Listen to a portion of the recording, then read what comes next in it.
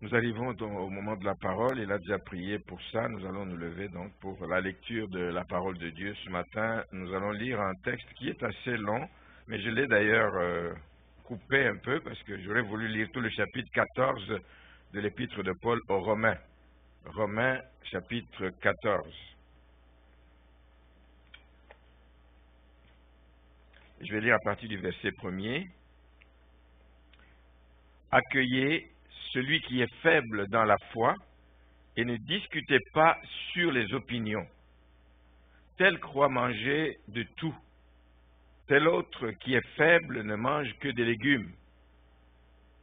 Que celui qui mange ne méprise point celui qui ne mange pas, et que celui qui ne mange pas ne juge point celui qui mange, car Dieu l'a accueilli. Ce n'est pas des choses qui font partie du salut. Quand nous avons déjà été sauvés, ces choses-là sont secondaires, ce n'est pas tellement important. Qui es-tu, verset 4, qui es-tu, toi qui juges un serviteur d'autrui? S'il se tient debout ou s'il tombe, cela regarde son maître.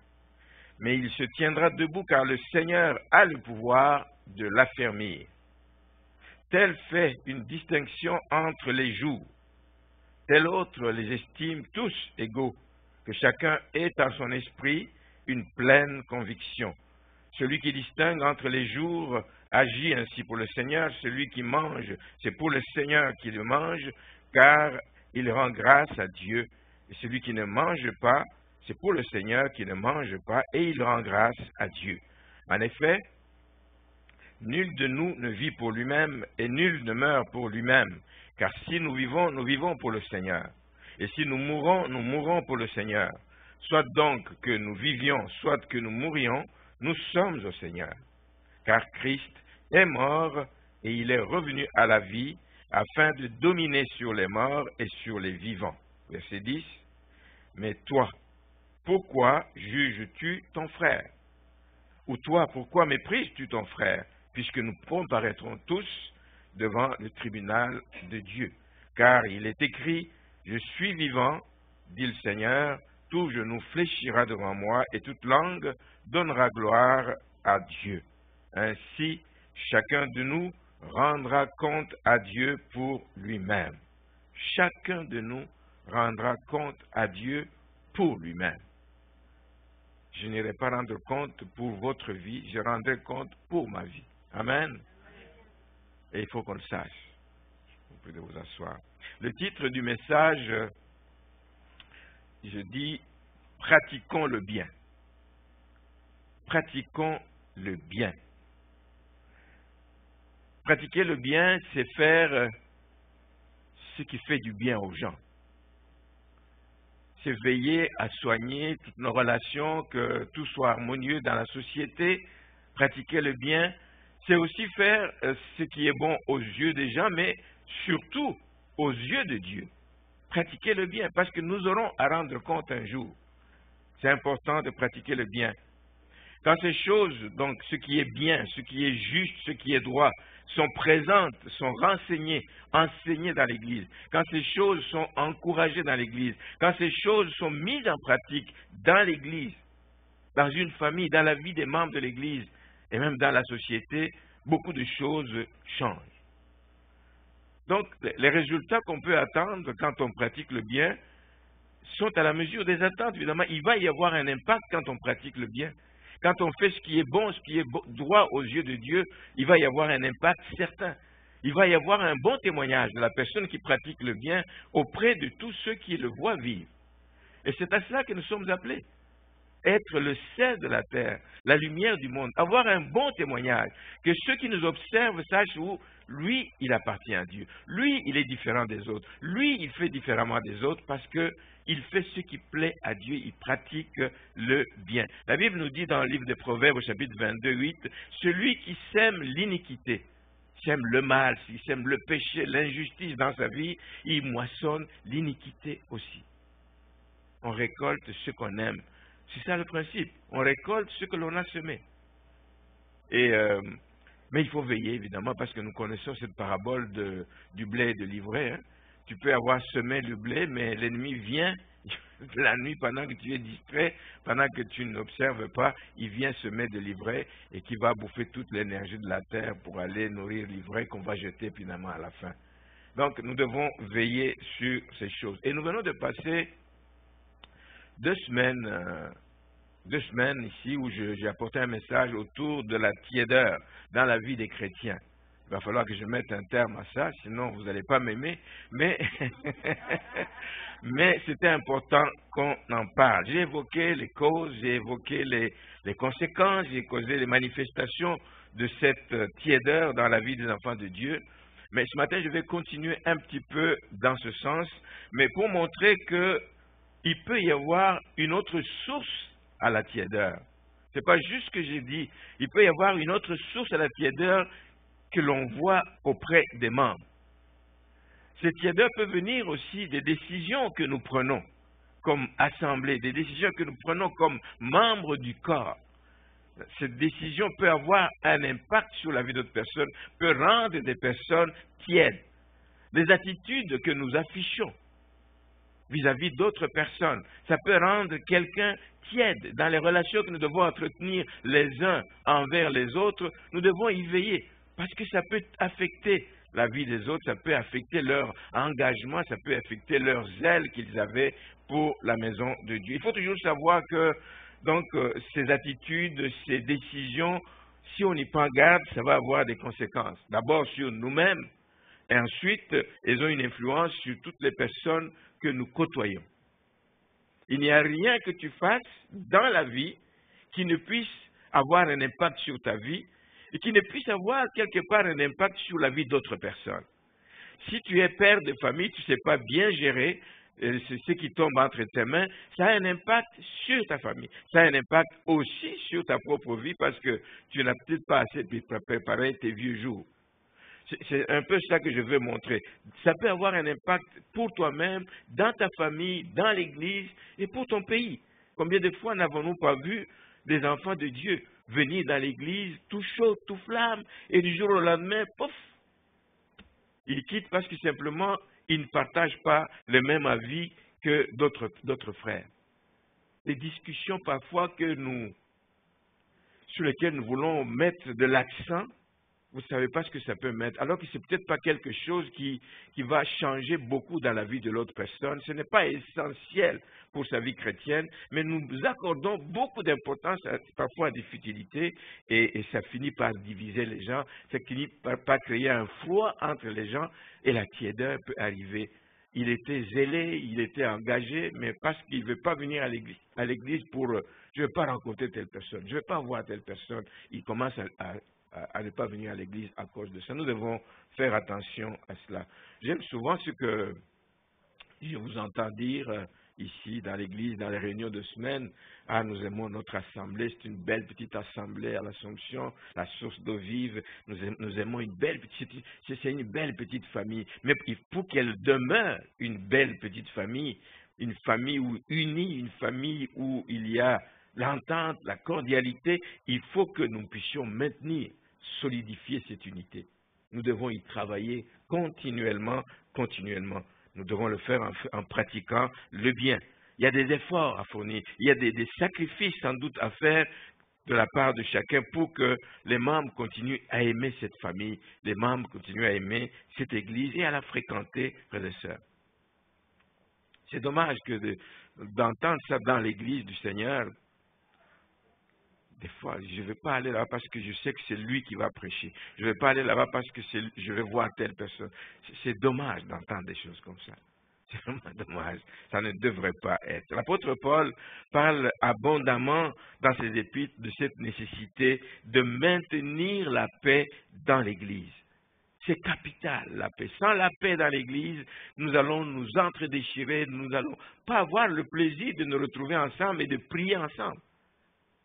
Il faut maintenir la paix à tout prix, en veillant sur l'amour qui doit exister les uns envers les autres, en veillant sur l'acceptation des uns des autres. Nous avons des forces, mais nous avons des faiblesses. Je ne vais pas te refuser parce que tu as des faiblesses, non. Si Dieu me fait grâce, je peux t'aider à remonter ces faiblesses. Si Dieu me fait grâce, je peux t'aider à abandonner ce qui nuit à ta vie et à ta masse chrétienne, mais ce n'est pas pour ça que je vais te quitter parce que tu as des faiblesses. Nous en avons tous. Des fois, on pense qu'on est saint, on est au-dessus de tout soupçon, mais nous avons des faiblesses chacun, il faut le savoir. L'autre aussi en a, alors nous devons nous compléter et puis nous aider, nous supporter mutuellement les uns les autres. Donc, Paul montre cette importance de l'unité et de l'acceptation des membres dans l'Église. Il en parle beaucoup dans ses épîtres. Je donnais 2 exemples ici. Quand il s'adresse aux Galates dans le chapitre 5, le verset 26, il dit « Ne cherchons pas une vaine gloire en nous provoquant les uns les autres. » Ne cherchons pas une vaine gloire en nous provoquant les uns les autres, en nous portant envie les uns aux autres. Ça nuit à l'harmonie de l'Église. Ça nuit au bon climat qui doit régner dans l'Église. Ne cherchons pas ces choses qui finissent par diviser et à affaiblir l'œuvre de Dieu. Paul dit aussi, dans un autre passage de 1 Corinthiens au chapitre 9, au verset 22, il dit « J'ai été faible avec les faibles. J'ai été faible avec eux, afin de gagner les faibles.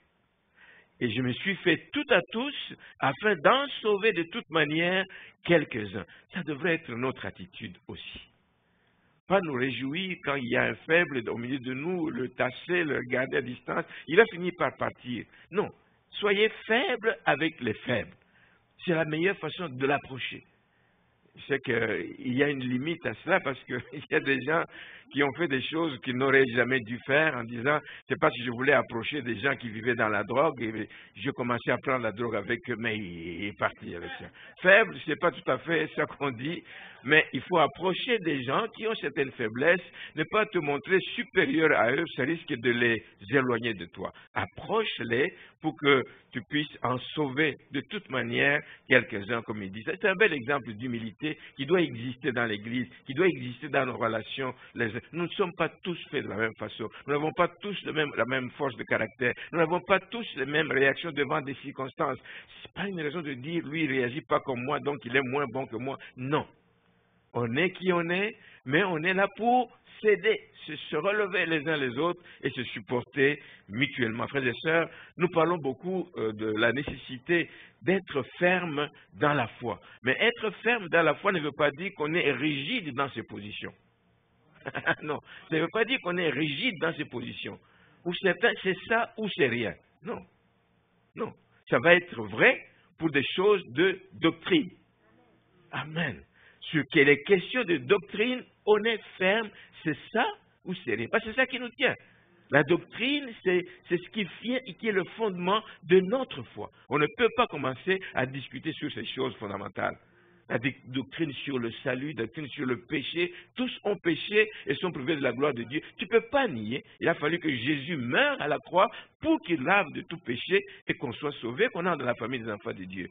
La doctrine du salut, c'est en Jésus-Christ. Parler de l'incarnation. Dieu s'est fait homme. On ne peut pas nier ça. On ne peut pas nier ça. Doctrine sur l'Église, etc., etc. Sur la fin des temps, même s'il y a des gens qui ne croient pas, nous y croyons. Ça fait partie de la doctrine. Nous ne pouvons pas discuter de ces choses. Nous sommes fermes, intransigeants là-dessus. Mais il y a des choses secondaires où on peut avoir une différence d'opinion.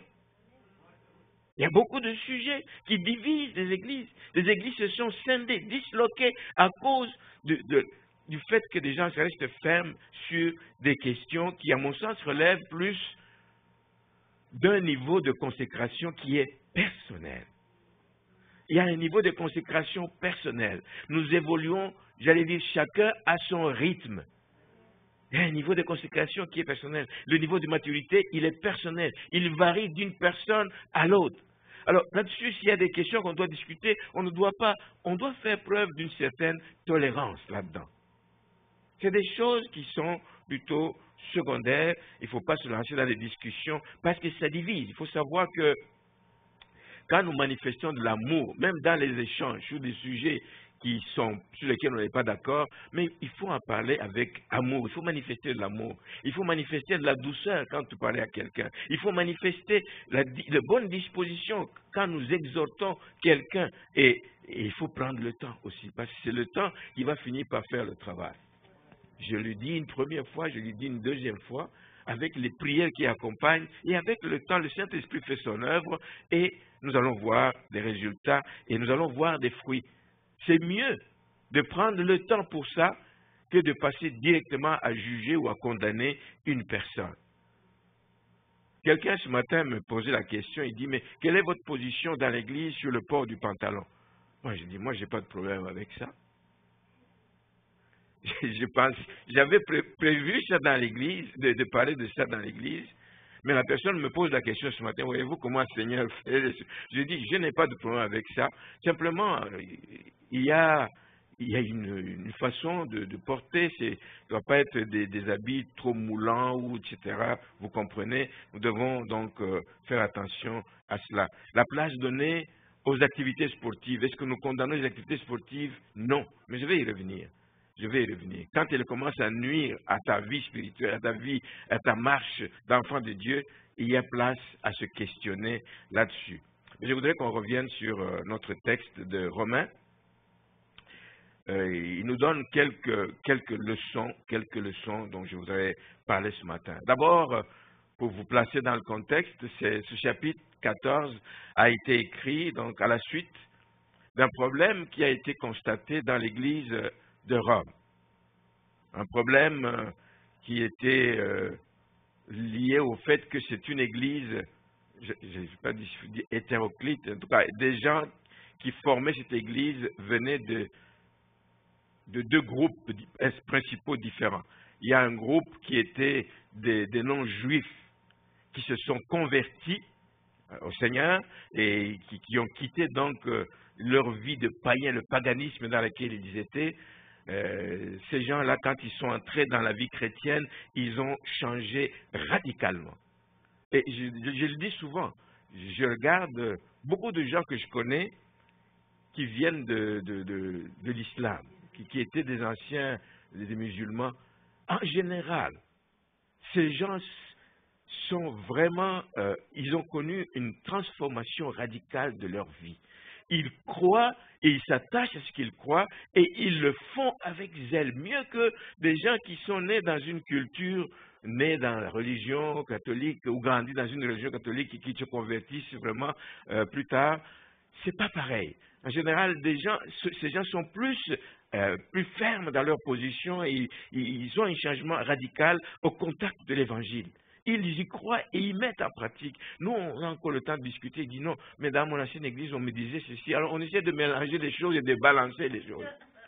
Mais les non-juifs, quand ils se sont convertis à l'Évangile, ils étaient radicaux. Ils ont cru à l'Évangile et ils ont appliqué l'Évangile à leur vie. Paul les traite de forts dans l'Église. Ils sont forts dans la foi. Et ils étaient majoritaires. Parce qu'on a annoncé l'Évangile et beaucoup de conversions ont eu lieu. Ils étaient majoritaires dans l'Église de Rome. Et certains parmi eux avaient tendance, évidemment, à mépriser, c'est ce qui arrive toujours, à mépriser les autres qui étaient considérés comme faibles. Parce qu'eux hésitaient encore sur certaines choses, et ils voulaient encore faire des mélanges avec le judaïsme, etc. Donc, il y avait ce groupe de non-juifs, mais il y avait aussi un groupe de juifs, ceux qui sont issus du judaïsme, marqués par leur religion, marqués par la loi, ayant grandi là-dedans, et ça faisait partie quasiment de leur vie, et ce n'est pas toujours facile d'abandonner ces choses. Des personnes que je connais, qu'on a accompagnés au début de leur foi, et ils acceptent de donner leur vie au Seigneur, mais quand on leur parle de se faire baptiser, ils disent, pas question, moi j'ai déjà été baptisé enfant, etc. Alors, ça prend des discussions, ça prend du temps, mais on ne les condamne pas, on ne les juge pas, on prie pour ces personnes, et même des années après, moi je l'ai vu avec quelqu'un que l'on a exhorté pendant longtemps, des années après, la personne s'est fait baptiser loin de moi, il m'a téléphoné nuitamment, a dit, Jean, je viens de me faire baptiser, je me souviens des nuits entières que l'on passait avec toi pour te m'exhorter, je ne voulais rien savoir, je viens de le faire. C'est parfois difficile, mais avec la grâce de Dieu, ça finit par arriver. C'est pour ça qu'il ne faut pas mépriser, il ne faut pas juger des gens qui sont encore faibles dans certaines choses. Donc, ces chrétiens issus du judaïsme, éprouvaient plus de difficultés à se séparer de certaines pratiques qui était imposée par la loi. La circoncision, ça a fait beaucoup de problèmes dans l'Église, toutes sortes de rites, etc., qui n'ont pas vraiment leur importance. Alors, Paul les appelle les faibles. Donc, vous aviez les forts et vous aviez les faibles. Les forts méprisaient les faibles. Les faibles avaient tendance, eux, à juger ceux qui sont forts. Voilà ce qui est arrivé dans cette Église et ce n'est surtout pas ce qui doit se faire. Ce problème ne s'est pas arrêté à Rome, certainement. C'est la même tendance qui s'est vue dans d'autres églises aussi, parce que un peu plus tard dans les épîtres de Paul, on voit qu'il s'adresse aux Colossiens. Au chapitre 2, verset 16, il dit que personne ne vous juge au sujet du manger et du boire. C'est des choses qui divisaient les gens. Aujourd'hui encore, on entend des gens, moi je suis végétarien, et ils essaient de trouver des explications dans la Bible, etc. On ne peut pas manger la viande, etc. Frères et sœurs, on perd beaucoup d'énergie et beaucoup de temps pour rien. Donc il dit que personne donc ne vous juge au sujet du manger ou du boire, ou au sujet d'une fête, au sujet d'une nouvelle lune ou des sabbats. C'était l'ombre des choses à venir. C'était l'ombre des choses à venir. Mais avec la venue de Jésus-Christ, les choses ont complètement changé. Ce qui était l'ombre devient réalité. Donc, on ne peut pas continuer à vivre dans l'ombre des choses à venir, alors que les choses à venir sont déjà là. Donc, toutes ces choses n'avaient plus d'importance. Mais malheureusement, aujourd'hui, il y a encore beaucoup de discussions autour de ces aspects. Le sabbat, par exemple. Je connais quelqu'un qui a décidé de quitter une église parce que le culte...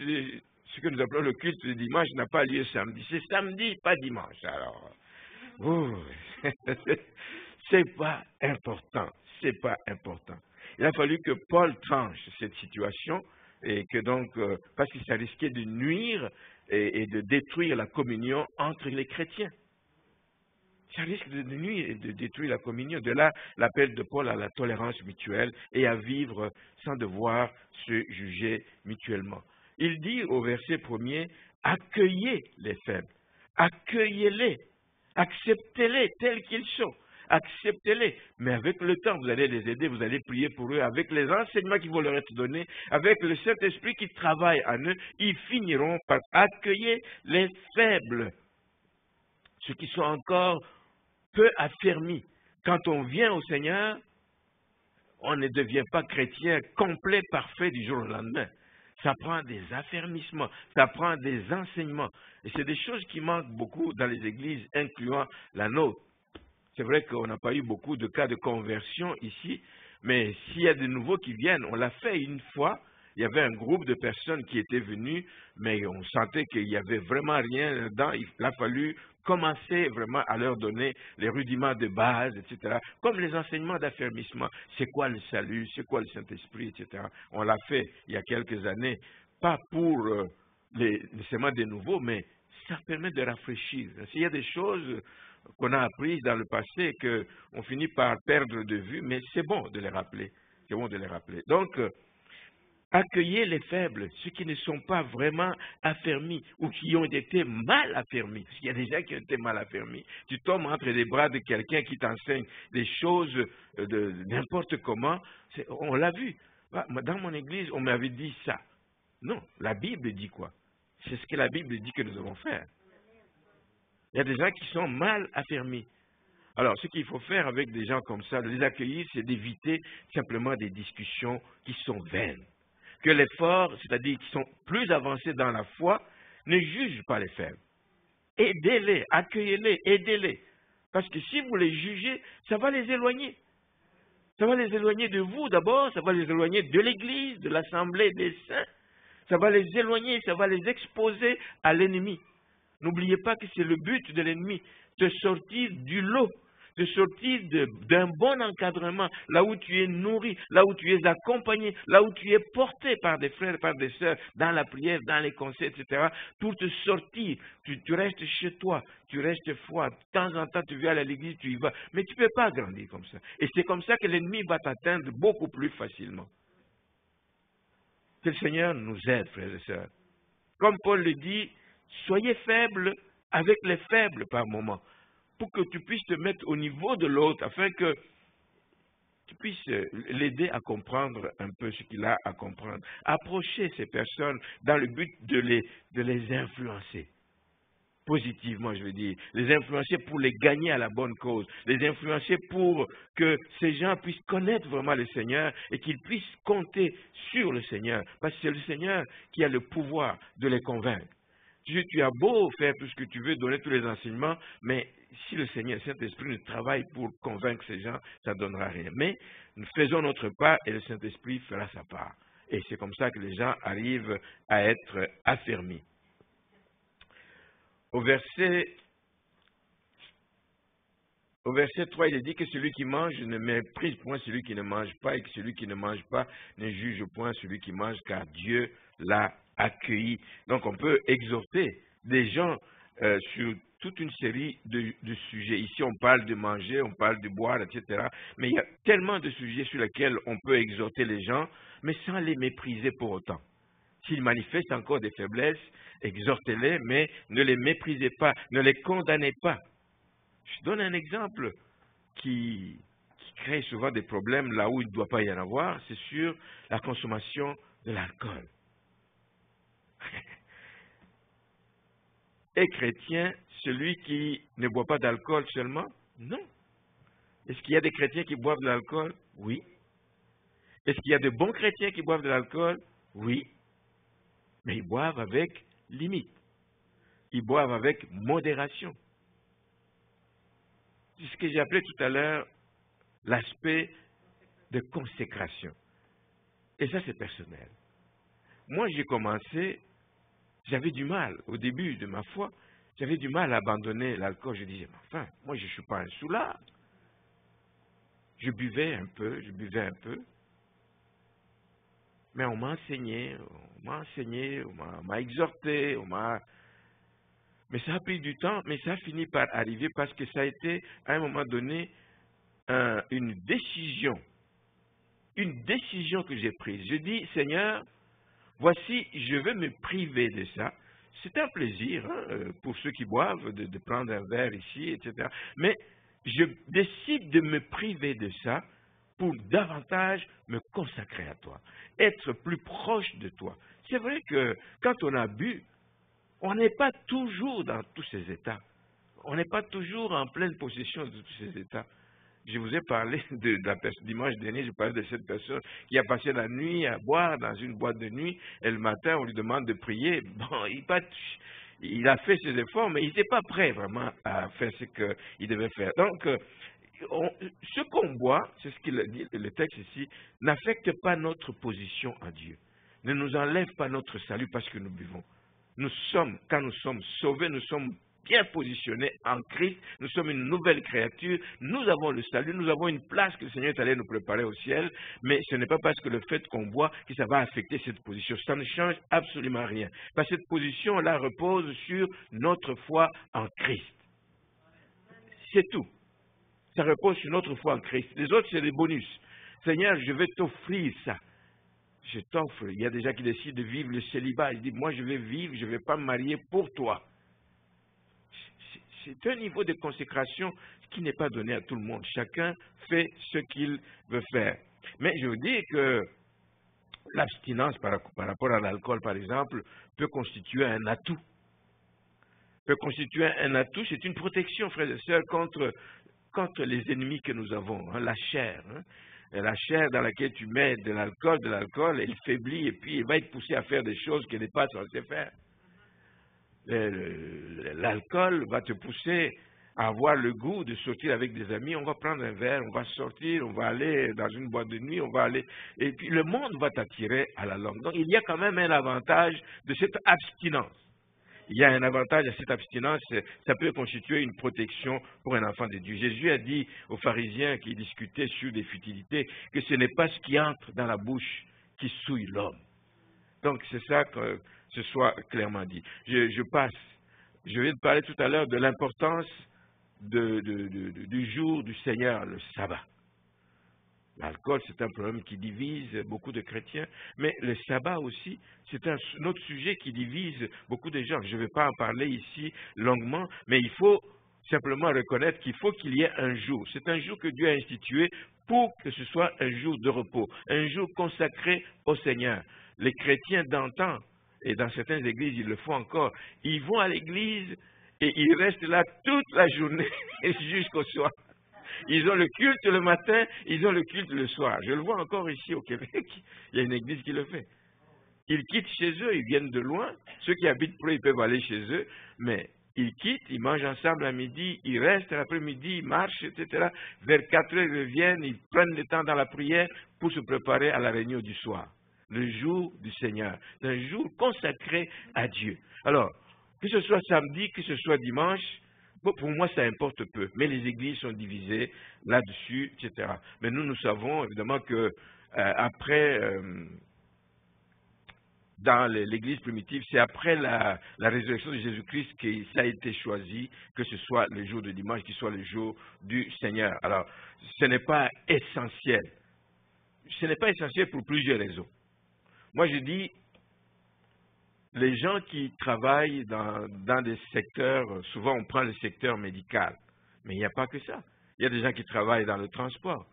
Est-ce que vous imaginez que le dimanche, il n'y ait pas de train, il n'y ait pas de taxi, il n'y ait pas de bus, il n'y ait pas de ci, il y a des secteurs qui sont essentiels où les gens doivent travailler. Ben, mais si tu es chrétien et que tu travailles chez STM, ben, écoute, on va te céduler le dimanche, c'est ça.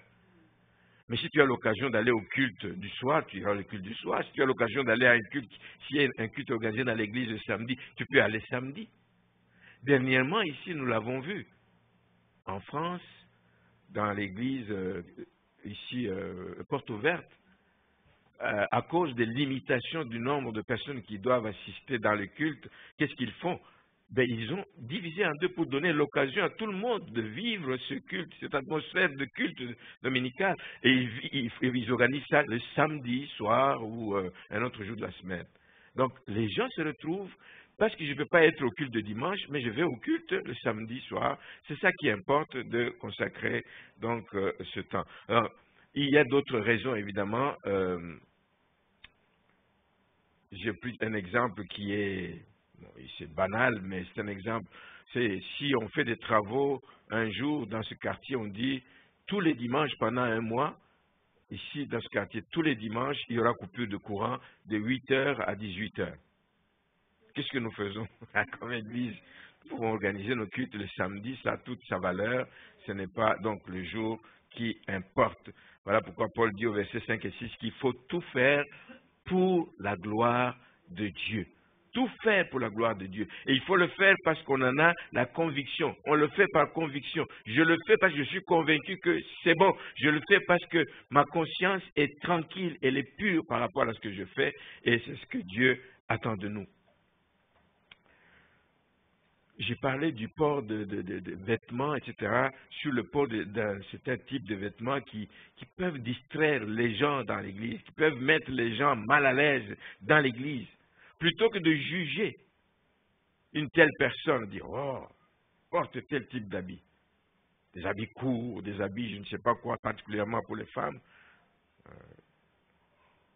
Mais là-dessus, il faut faire la place plutôt au conseil. Et j'aime ce passage de Tite, l'épître de Paul à Tite, au chapitre 2. Je vais juste lire un ou deux versets. Où Paul s'adresse à Tite, il dit ceci, verset 1er, Tite 2, verset 1. Pour toi, dis les choses qui sont conformes à la saine doctrine. Dis que les vieillards doivent être sobres, honnêtes, modérés, saints dans la foi et dans l'amour, dans la patience. Dis que les femmes âgées doivent aussi avoir l'extérieur qui convient à la sainteté, n'être ni médisantes, ni adonnées aux excès du vin. On revient là-dessus, qu'elles doivent donner de bonnes instructions, etc., dans le but d'apprendre aux jeunes femmes à aimer leurs maris et leurs enfants, à être retenues, chastes, occupées aux soins domestiques, etc., afin que la parole de Dieu ne soit pas calomniée. Afin que la parole de Dieu ne soit pas calomniée. Alors, plutôt que de juger des personnes qui portent des tenues ou qui ont une attitude qui n'est pas conforme, digne des enfants de Dieu, il faut leur donner des conseils. C'est bon d'enseigner l'Église sur la doctrine, mais c'est bon aussi d'enseigner les gens sur le comportement que les hommes doivent adopter dans l'Église, que les femmes âgées doivent adopter, qui s'occupent de ça, des jeunes femmes et des jeunes gens dans l'Église. Maintenant, dans l'ensemble de tout ça, il faut retenir simplement que la liberté que nous avons en Christ, nous sommes libres, hein, n'est-ce pas? Nous sommes libres. Pasteur, nous sommes libres. Oui, la liberté que nous avons en Christ, frères et sœurs, n'est pas un passeport, n'est pas un feu vert pour faire n'importe quoi. Nous devons continuellement nous questionner sur nos motivations, sur nos intérêts, sur les activités que nous avons, sur les choix en général, les choix que nous faisons en général. Nous devons nous poser des questions là-dessus. Ce que je vais faire, l'attitude que je vais adopter, la décision que je vais prendre, l'activité dans laquelle je vais m'engager, est-ce un frein pour le progrès de l'Évangile ou pas? C'est une question qu'on doit se poser de manière générale. Parce qu'il est question de pratiquer le bien. Est-ce que c'est un frein pour l'Évangile? Ou je fais des choses pour me conformer à ce qui est à la mode? C'est tout ce qui est à la mode n'est pas bon nécessairement pour les enfants de Dieu. Oui, c'est à la mode, mais ce n'est pas nécessairement bon. Nous devons plutôt concentrer nos énergies, nos forces sur ce qui fait avancer le royaume. Nous devons nous poser une autre question. Est-ce que cela ne vient pas m'asservir, me rendre esclave, arriver à un niveau où je me lance dans quelque chose dont je ne peux plus me passer? Et ça arrive. Quand tu commences, tu te dis, j'y vais pour 2 jours, j'y vais pour 3 jours, j'y vais de temps en temps, mais tu prends le goût et ça finit par devenir comme un besoin. Vous ne pouvez plus s'en passer, etc. Et ça vous empêche même de faire ce qui est attendu de vous dans l'Église et pour votre vie chrétienne. Je vais parler d'un sujet, je suis à l'aise d'en parler, c'est les sports qui ont lieu le dimanche matin. Et j'en parle librement parce que, Dieu merci, il y a quelqu'un dans l'Église qui était inscrit dans un sport le dimanche matin, et puis il s'est rendu compte que, je ne pensais pas que ça allait être ça, parce que c'est tous les dimanches à l'heure de culte. Donc ça veut dire qu'il est privé du culte. Sans que personne ne lui dise cela. C'est le Saint-Esprit qui lui a parlé. Le Saint-Esprit lui a parlé, il a regardé la situation et dit, mais moi si je continue comme ça, c'est fini. Je n'irai plus jamais à l'église. La personne a décidé d'arrêter. C'est un sport qu'elle aimait faire, mais tant que tu ne trouves pas l'occasion de faire ça un autre jour de la semaine ou après les heures de culte, mais il a décidé d'abandonner pour son bien, pour le bien de l'Église et pour faire avancer la cause de l'Évangile. Je suis certain que quand il est allé parler de ça à son entraîneur, quand il a parlé de ça à ses amis, à ses coéquipiers, il a dit, ah oui, juste pour l'Église. Il a dit, oui, juste pour l'Église. C'est tout un témoignage, ça parle au cœur des gens et ça montre que l'importance que nous accordons à ce qui touche la vie de l'Église. Nous poser continuellement des questions dans nos choix. Est-ce que cela ne va pas être un sujet de scandale dans l'Église? Il y a des activités dans lesquelles tu te lances parce que c'est à la mode, parce que le gouvernement l'a autorisé, le commerce et la vente de la drogue. Oh, oui, c'est vrai qu'on dit qu'on vend de la drogue pour des raisons médicales, etc. Mais je ne suis pas sûr que tous ceux qui vendent la drogue la vendent pour des raisons médicales. Toi, tu décides comme enfant de Dieu et dis, ah ben c'est payant, c'est payant, c'est payant. Je me lance là-dedans. Je ne sais pas. Il faut se poser des questions, frères et sœurs. S'associer avec des personnes qui ne sont pas croyantes dans des activités quelque part illicites, même si ça rapporte. Même si ça rapporte. Dans le temps, on nous a donné l'exemple d'une femme qui venait dire à son pasteur, elle était, comment on les appelait, des femmes de rue, là, des femmes de rue, prostituées, voilà. Et elle l'a amené, dit, le fruit de son travail. Elle l'a amené, sa pote m'a dit, mais il dit ça au pasteur. On doit se questionner. On doit se questionner, frères et sœurs. Paul nous donne un bel exemple, une bonne citation lorsqu'il devait comparaître devant le gouverneur Félix, il dit ceci quand il prend sa défense dans le livre des Actes, au chapitre 24, au verset 16, il dit « C'est pourquoi je m'efforce ». Un chrétien s'efforce. Un chrétien n'est jamais arrivé. Je m'efforce d'avoir constamment une conscience sans reproche et devant Dieu et devant les hommes. Parce que justement, il faut que nous soyons les témoins de Christ ici sur terre. Donc il faut que tu aies une conscience tranquille devant les hommes. Ceux qui t'observent, est-ce qu'ils sont capables de continuer à dire « Oui, c'est un enfant de Dieu ». Est-ce qu'ils peuvent confirmer que oui, nous le voyons vivre, nous l'entendons parler, nous le voyons faire, c'est un enfant de Dieu. Les hommes doivent le confirmer aussi. Nous devons briller. Nous devons briller. Pour cela, nous devons donc nous examiner constamment, s'efforcer constamment d'avoir une conscience sans reproche devant Dieu et devant les hommes. Et ça, c'est une résolution que tu peux prendre, que je peux prendre. Et c'est le but de cette année. Examinez-vous vous-même pour être certain que votre témoignage porte des effets là où vous êtes.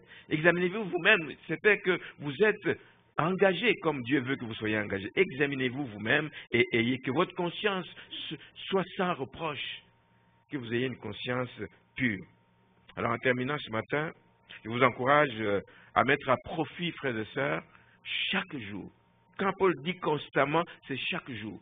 Et constamment, c'est chaque jour et à tout moment de la journée. Je vous encourage donc à mettre à profit chaque jour que le Seigneur vous donne de vivre. Chaque jour que le Seigneur vous accorde, vous vous levez le matin et dites « Oh Seigneur, aide-moi à rendre cette journée qu'elle soit pour ta gloire. Donne-moi cette grâce, Seigneur, de rester dans tes voies. Donne-moi la grâce de te plaire tout au long de la journée dans tout ce que je vais entreprendre. » Que nous puissions mettre à profit chaque jour à faire du bien, mettre à profit chaque journée à édifier votre prochain, comme Jésus nous en a donné l'exemple. Quand il était ici sur terre pendant ces 3 ans de ministère, la Bible nous dit qu'il allait de lieu en lieu faisant du bien aux gens. Guérissait les malades, il annonçait la bonne nouvelle, il faisait du bien aux gens. Chaque jour qui passe, c'est ce que nous devons faire pour contribuer à la réussite de la mission de l'Église. L'Église, c'est vous et c'est moi. L'Église réussira sa mission si chacun de vous fait sa part et nous allons voir donc la gloire de Dieu. Efforcez-vous donc d'impacter positivement, évidemment, tous ceux que le Seigneur met à vos côtés et efforcez-vous de gagner pour Christ le plus grand nombre de gens possible. Efforcez-vous surtout, pas juste de dire « Oh, j'ai gagné quelqu'un à Christ », mais efforcez-vous de les maintenir dans les rangs, parce que nous savons que les temps que nous vivons, c'est les temps de la fin. Christ revient bientôt. Frères et sœurs, tu connais un frère, une sœur à tes côtés, que tu fréquentes, que tu côtoies, assure-toi qu'il tient bon. Assure-toi qu'il reste ferme dans la foi. Assure-toi qu'il fait ce qui est bien, ce que Dieu attend de lui, parce que, nous pouvons être surpris avec le retour de Christ à tout moment. Qu'on soit prêt, qu'on soit prêt. Il faut veiller donc à cultiver cette paix entre nous, en évitant évidemment tout ce qui risque de déboucher sur des discussions inutiles, tout ce qui peut nous amener à mépriser l'autre. Et nous devons savoir qu'un chrétien, avec ses faiblesses, etc., il a du prix aux yeux de Dieu. Il a du prix aux yeux de Dieu. Il a été racheté à un prix cher, le prix du sang de Jésus-Christ. Il a du prix. Il ne nous appartient pas à nous de mépriser qui que ce soit. Il a du prix aux yeux de Dieu. Nous devons éviter de vouloir imposer nos opinions personnelles. Des opinions personnelles. Il y a divergence de point de vue si ce n'est pas sur un sujet essentiel, mais que ça peut être un sujet qui peut compromettre la vie et la marche de ce frère. Allez-y avec amour, exhortez-le, priez surtout pour lui, et le moment venu, le Saint-Esprit va faire le travail. Vous pouvez être certain que le Saint-Esprit va travailler dans son cœur et la personne décidera de changer. Donc, n'imposez pas des opinions, et ce serait de l'orgueil. C'est comme si vous avez l'apanage du savoir, donc vous savez, ce que vous savez, c'est ce qui est vrai et c'est ce qui doit être fait. Non. Sur le point de doctrine, nous devons tous être d'accord. Mais sur d'autres questions, comme on a vu, évitons simplement d'être des occasions de chute. Alors, comme le texte se terminait, sachant que chacun de nous au verset 12, chacun de nous rendra compte devant Dieu de toute attitude, de tout comportement que nous aurons affiché envers les autres et particulièrement envers nos frères dans la foi, même s'ils ont des faiblesses. Nous devons veiller à ça, mais les faibles ne doivent pas non plus s'imaginer. C'est parce qu'on est faible, on va s'imaginer que ceux qui n'agissent pas comme eux, c'est ça qui est paradoxal. Le fort, il se dit, moi je suis dans la bonne position, donc absolument lui, il ne fait pas la chose comme il faut, il est faible, et je vais essayer de le mépriser. Non. Mais l'inverse n'a pas de place non plus. Le faible, il croit qu'il est lui dans la bonne position, et il va commencer à juger. Il faut commencer à juger l'autre. Non, ne jugez personne. Vous n'êtes pas le juge. Nous n'avons qu'un seul juge qui revient bientôt. Pratiquons le bien simplement. N'essayons pas de nous arroger un droit qui ne nous appartient pas. N'essayons pas de nous arroger de droits qui ne nous appartiennent pas. Laissons au Seigneur, le juste juge, le soin d'apprécier le vécu de chacun de ses enfants et de nous récompenser en conséquence. La différence sera au niveau des récompenses. Et je souhaite que vous ayez les meilleures récompenses qui puissent exister au ciel. Je le souhaite pour vous. C'est pour ça que je continue à vous exhorter, même si parfois ça vient déranger quelque peu notre confort. Amen. Que le Seigneur nous aide. Pratiquons le bien le plus possible. Quand nous pouvons le faire, pratiquons le bien. Amen.